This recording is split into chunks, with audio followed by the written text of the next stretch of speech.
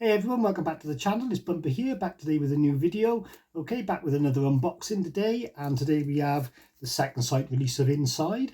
Okay, so Second Sight are smashing it lately with these French extreme movies, and Inside is one of the best. This is only a Blu-ray rather than a 4K, and I have got it on Blu-ray. It cost me about 25 quid. It's only a thin case as well. It's a Spanish release. It was the only way I could get it for a long time, but obviously I got this now. But I'll keep that one because I can't move it on in CX. I was going to get it to show you, but I couldn't find it in my collection because my films are bloody stacked 3 deep at the moment. So anyway, enough waffle then. So this movie is a home invasion thriller. It's set on Christmas Eve, so you could look at it as a Christmas movie if you wanted, a Christmas horror. It does start off with some scenes in a hospital, but then it's just a one location home invasion movie. Okay, this movie definitely had an influence in the new boom of home invasion movies that came in America in the noughties, like The Strangers and things like that. Okay, so there's also another movie that helped with that we'll talk about in a bit. Okay, so it just says, following the death of her husband, an expectant mother is tormented in her home on Christmas Eve by a strange woman who wants her unborn baby.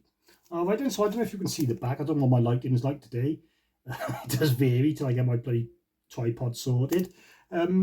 It's basically got some audio commentaries with the director, Bustillo and Maury, and a couple of interviews and some real action. Also an interview actually. Jan Adams on Inside, The Birth of a Mother, so that might be a small, what do they call it, video essay maybe or something. So yeah, so there's not loads going on. Like I said, it's only a Blu-ray, not a 4K, but I don't really know the reasons behind that when High Tension was 4K, but then Frontiers was Blu-ray as well, so it doesn't make much of a difference to me. 4K and Blu-ray, I suppose it's a bit cheaper as well on the Blue. If they hadn't done the other ones, I wouldn't have double dipped, because like I said, I got the Blu-ray and it was quite expensive, but because they did all the other ones, well, most of the other ones, that's the scissors there. Anyone who's seen the film know what that's all about. There's the J-Cal. I'll give you one more hold up. If you didn't catch it earlier, or it's blurred, or my face has stopped it from focusing. It's not a very long movie, this one, so it doesn't outstay its welcome. Let's have a look if it shows you the running time. It's only about 78 minutes, I imagine, or 83. So yeah, so a short movie. Like I said, doesn't outstay its welcome. There's the Maury case, exactly the same as the outer box. It's got a master DTS audio, so that's fine, 5.1. The subtitles be tidy on this as well, because that's the other problem when you get foreign movies from dodgy places, or you know, non-studio releases, or like Germany or Spain. You can't always guarantee the subtitles are up to par, but this should be wicked from Second Sight. So there's no reversible art, but that's okay. Nice picture disc though, with the scissors. And then we got the booklet. So that's the girl who's pregnant on the front there, who has to fight off the older woman. The older woman's a famous actress in France. What's her name? Beatrice something? Beatrice Dalle, yeah, and Alison Paradis. So Alison Paradis is the headline actress, the young girl, but Beatrice Dalle is known in France as a bit of a, not scream queen, but being in all the horrors and stuff. So yeah, so wicked first image there, like, God. I don't know, I don't want to say too much because it'll spoil it, because there's not a lot of plot, but the plot there's there, you don't really want it spoiled, because it's what's going to keep the tension up for you and keep the story ticking over. But if you've seen The Strangers, you'll kind of know certain aspects that come with most home invasion thrillers. There's more narrative than pictures, which you can't fault. Usually these books are just all tarted up with photos from the film, but that is mainly narrative, square bound, so I'll definitely be having a read of that. Or should we have a look at the contents quickly? I usually show the contents. So they're long essays, because there's not much content and it's quite a thick book.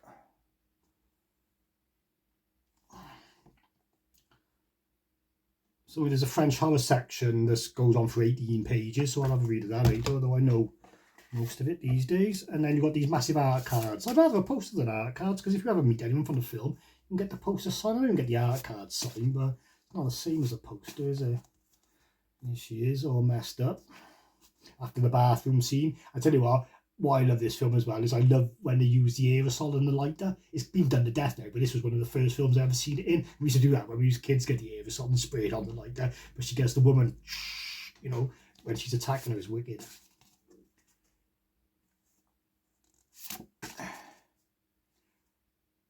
I think that's her dad. I could be wrong. And then that's just Beatrice Dalle and the fag, as you do, doing all the commotion. All right then, so there's your art cards as well.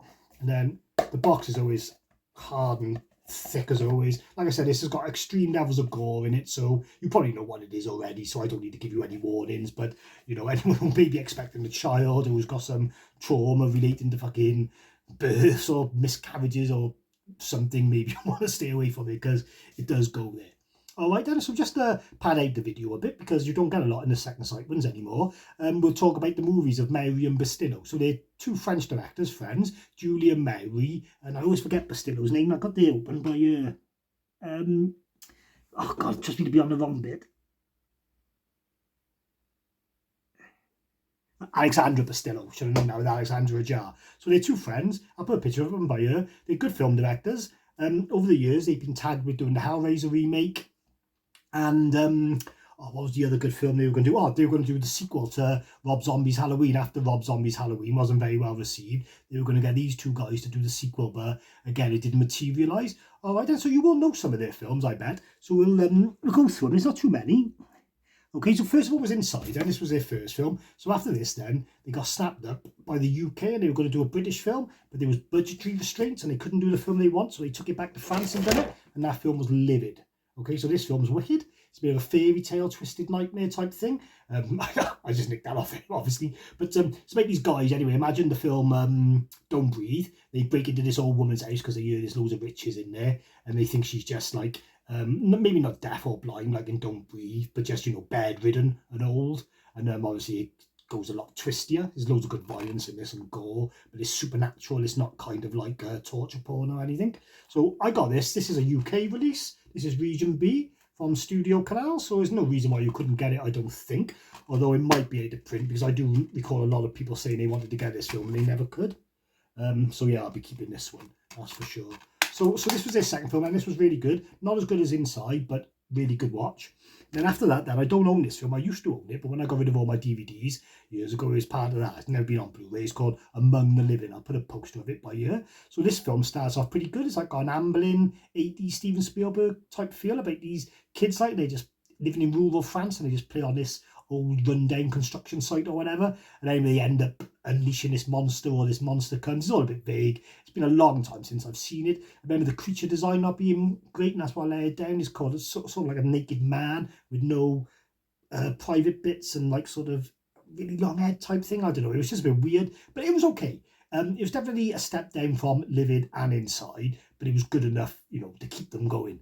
And then after that, then they did Leatherface. So like I said, they were going to do Rob Zombie's Halloween 2, but never combined it. But they were always touted to be able to deliver the gore on a good horror franchise that needed gore. So obviously Texas Chainsaw Massacre is one of them, but they done the prequel. So I know a lot of people didn't like it. I mean, it had Stephen Dorff, who I thought was okay as the sort of vengeful sheriff, whose kid, I think, was like the first victim of the Sawyer family. But I think it dropped the bollock because it casted a young Leatherface, and he chose a guy who used to be in EastEnders, like he's Danny Dyer's gay son for like 3 years in EastEnders. So I'm not sure how well people took to that. Although he was fine. Sam Strike, his name is, and he's gone on to do some other good films. So fair play to him, like. But I'm just not sure it all fitted in with the what the fans would expect from a Texas Chainsaw Massacre movie. I thought it was alright. I've only ever seen it once. Can't remember a lot about it. I know there's an amazing Turbine 4K Steelbook. I've had it in my Amazon basket for God knows how long, but I am going to get it soon. So that's the another film they've done then, the Leatherface prequel.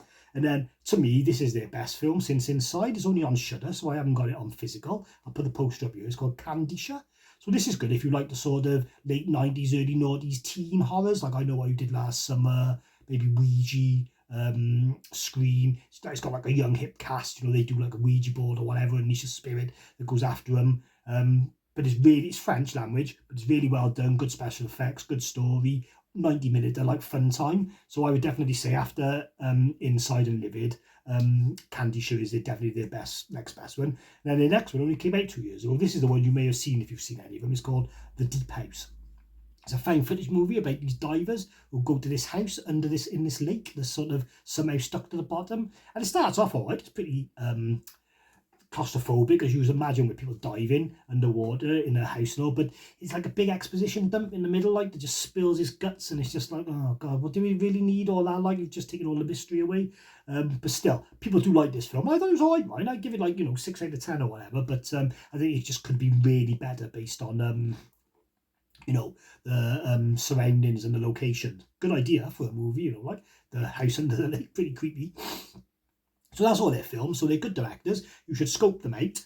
The other thing I was going to say was, so and if anyone from Second Sight is watching, this is one of the ones that they could do. This started the home invasion boom along with Inside. This is called Them, or the French word is Ills. It's not a lot of violence in this, and again, it's a short run time. This is only on for 74 minutes. Again, this is not going to cost me 20 odd quid. You can't get it anywhere. And this is good. So this is about this couple of moving to this house that's being done up, and like these it never really says they're kids. They could be anything. They're just masked. They could be mutants or anything, I suppose, and they just terrorize them, like, and there's really sad ending to this as well. It's supposedly based on a true story. So yeah, this is a really good one to watch. Them. I don't know, director Xavier Gaines, maybe.